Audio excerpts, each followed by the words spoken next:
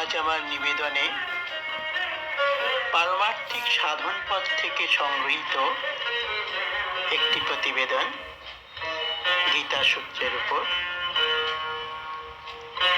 ভগবান শ্রীকৃষ্ণ তার সপ্তম অধ্যায়ে অর্জুনকে একটি সংক্ষিপ্ত উপদেশ দিয়েছিলেন।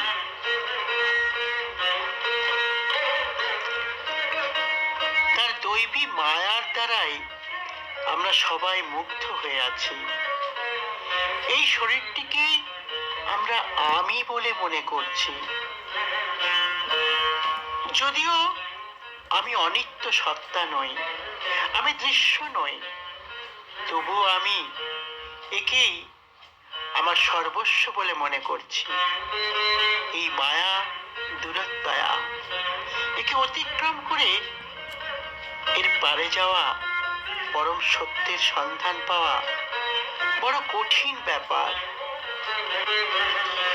সংসারে কজন মানুষ আন্তরিকভাবে ঈশ্বরকে আশ্রয় করে? এত দুঃখ কষ্ট আমরা পাই, কিন্তু ভগবানকে আর কতজন আকুল ভাবে আঁকড়ে ধরে? যারা সৎসঙ্গ করে, সাধু মহাত্মাগণের সংস্রবে আসে, তারাও যে সবাই খুব দৃঢ় ভক্তি নিয়ে ঠিক মতো ঠাকুরের শরণাপন্ন হচ্ছে, তাও তো সর্বদা দেখা যায় না। এরকম কেন হয়? ভগবান বলছেন যে এর কারণও সেই মোহিনী মায়া। তমেব চত্তং পুরুষং প্রপদ্যে যত্র প্রবৃত্তি প্রসীত পুরাণে। সকলের ভিতর চেতনার আলো তো তিনি জ্বালিয়ে রেখেছেন, তবে তো আমরা জানতে বুঝতে পারছি। আমাদের চোখে এই যে আলোটি ফুটে উঠেছে, যা দিয়ে আমরা এই জগৎ সংসারকে দেখতে সক্ষম হচ্ছি, সেই আলোটি কোন উৎস থেকে উৎসারিত হচ্ছে? এইভাবে যিনি আমাদের ভিতর জ্ঞানের আলো জ্বালিয়ে রেখেছেন, আমাকে পরম জ্ঞানও তিনিই দিতে পারেন, আর তো কেউ না।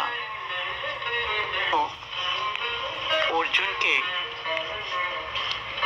এই যুদ্ধের পূর্ব মুহূর্তে পাপ পুণ্য নিয়ে যখন প্রচন্ড সংশয়ে অর্জুন, তখন ভগবান অর্জুনকে কটি কথা বোঝালেন। অর্জুন তো যুদ্ধকালে কম ক্রূর কর্ম করেননি। ভীম তো দুঃশাসনের বুক চিরে রক্তপানও করেছিলেন। এরা কি তবে আসুরি বৃত্তিবান ছিল না? মনে রাখতে হবে, যুদ্ধ এক পক্ষের মধ্যে হয় না, এবং এক পক্ষ তীর নিক্ষেপ করলে যদি অপর পক্ষ পুরোহিতের মতো চরণে ফুল নিক্ষেপ করে, তবে মৃত্যু অবশ্যম্ভাবী। সুতরাং এখানে দৈবাসুর সম্পদের বিভাগ করতে হবে আভিজাত্য নিয়ে। ভগবান অর্জুনকে একটা ভালো প্রমাণপত্র দিয়েছিলেন। মা সুচঙ্খ সম্পদং দৈবীম অভিজাত হস্যি পাণ্ডব। হে পাণ্ডব, শোক করো না, তুমি দৈবী সম্পদের অধিকারী হয়েই জন্মেছ। ধন্যবাদ আপনাদের অমূল্য সময়কে অতিবাহিত করে গীতার সৎ উপদেশটি শোনার জন্য। আগামীতে আরো রাধে রাধে, রাধে রাধে। হরে কৃষ্ণ হরে কৃষ্ণ, হরে কৃষ্ণ হরে কৃষ্ণ, হরে কৃষ্ণ হরে কৃষ্ণ। থাকবেন ঈশ্বরের নাম নিয়ে, ভালো থাকবেন।